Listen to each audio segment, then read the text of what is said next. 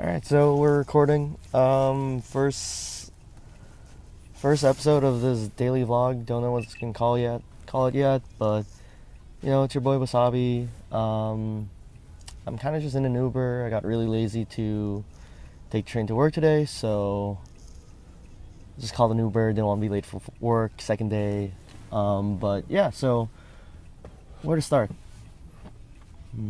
All right, so this vlog is pretty much one shot, no editing. I'm gonna try. My goal is to do it every day. I think I can do that. Just to kind of show the journey from where I am now, 3 years playing Melee, to however far I'll get, which I think is gonna be pretty far. But people will say yay or nay. Doesn't really matter. All right, yeah. So yesterday, Nebs After Dark, first day back since. Oh yeah, before I go into Nebs After Dark. Yeah, so the vlog pretty much just kind of a video timeline of, as I said, my progress as a player, going over just my thoughts on the game, mentality, or stuff like that. Anything I can really fit in, or anything that's on my mind right now. So, what's on my mind right now is Nebs After Dark. Pretty crazy Nebs After Dark, Ryan Ford was there, Hacks, Locks, my boy just Jason popped off after I lost to him, so that was good to see. Really impressed also with Miso's play. Miso's kind of really improving, low-key. He hasn't had that breakout win yet, but he's really scary to play against, at least I think so. He's just one of those guys where it's you could, it could go either way. You don't know whether he's gonna pop off, but more so my thoughts on my stuff, sort of what I'm thinking, and yeah. So lost to Jason round 2, but that's fine. I got back from the Philippines the night before. Was pretty jet lagged. No Johns though. I really wanted to go to and just put out my best. So I think the big thing is, and a lot of what I'm going to say is probably going to be repeats of what Beerman has told me, but, and I'm going to try to look at the camera a little more, but you're trying your best. I didn't think I played that great, but, and when I say that, I mean really critical, a bit rusty on the tech, some situations I wasn't as ready for in terms of reaction speed.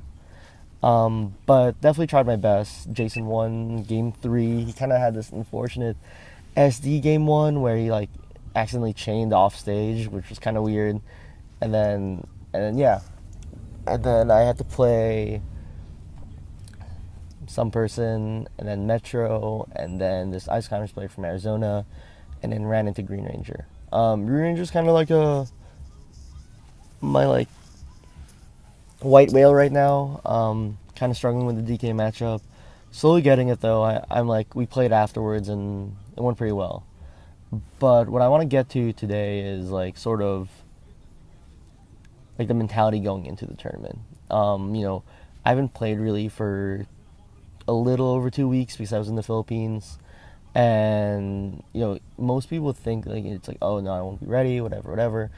And this was kind of the first break I was able to really get in my Melee career, where kind of very little match analysis, didn't touch the controller at all, and it was kind of really cool to see, because I think breaks are important, but at the same time I think people in general take too many breaks when it comes to the game. When they get frustrated, they'll take a break. And I don't think that's really the way it should be.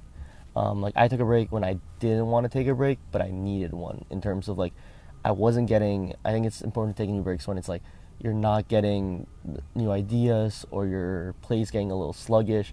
But if you're frustrated with the game and you take a break, then you're really stunting your growth, because you're not really, you're running away from what's frustrating you about the game. And I think that's the biggest problem, was that I took a break when there was nothing frustrating me about the game. There were some things that like still annoyed me, but like for the most part I felt really good in the game. And this break I just kind of took for family stuff. But it was really cool. Like, I just got to think about the game a lot and come up with new ideas. And I think a misconception is like, while you come back a little rustier, like, you really don't lose much. Like, people worry it's like, oh, if I take a break, I won't be as good as I was before. And like, it's like, yeah, you're rusty, but like everything you did beforehand, you can like do again. So it's like not really a big problem. Yeah, and the other thing, like going back in, is something I was like trying to do, was like the idea of self-affirmation, where it's like you repeat a phrase. Because I've been reading this book about Cus D'Amato and Mike Tyson, where you sort of repeat a phrase. You know, like the base one is every day, day by day, or every day, day by day, in every way, I'm getting better and better. And you can go from there. You know, I actually wrote down like some self-affirmations for me. And because I'm a player that struggles, I think, with a little bit of confidence, where I wasn't confident with my gameplay and myself before, and so it really showed. And so I have self-affirmations for that. That really has been working out. You know, like, it didn't work out for me in tournament, but that's totally cool. But it did work out in friendlies, and I was playing with a lot of players, and there was a lot of less hesitation in my play, and I think that really showed. And I think, an idea that I just like, that really resonated with me while listening to this Mike Tyson Cus D'Amato book, and that's why I'm rocking the Cus tag now, and Cus is Mike Tyson's manager and coach, is heels confidence trumps genius.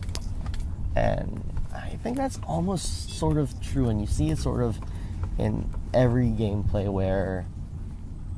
So that's what I'm working on right now, and I think those are like the two big things I sort of tried and realized in this tournament, in this run. But yeah, so first episode, just sort of a dry run. I don't really know where I'll go with this, but it'll probably be focusing a lot more on my mentality, on my gameplay. But I'm almost at work, so I probably gotta go. But yeah, first episode of this daily blog. Let's go.